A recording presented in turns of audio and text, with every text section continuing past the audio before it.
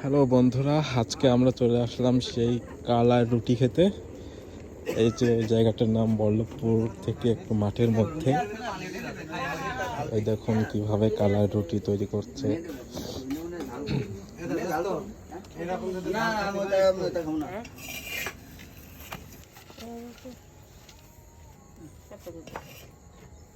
আর আবার ওই video on না করে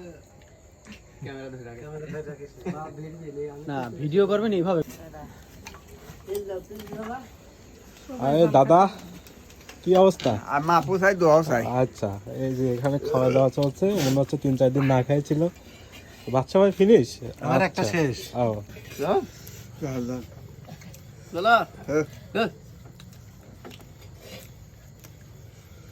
দোস্ত কেমন জাল? তোমার ঠোঁটের সাথে কি লাগি রয়েছে ওইটাই?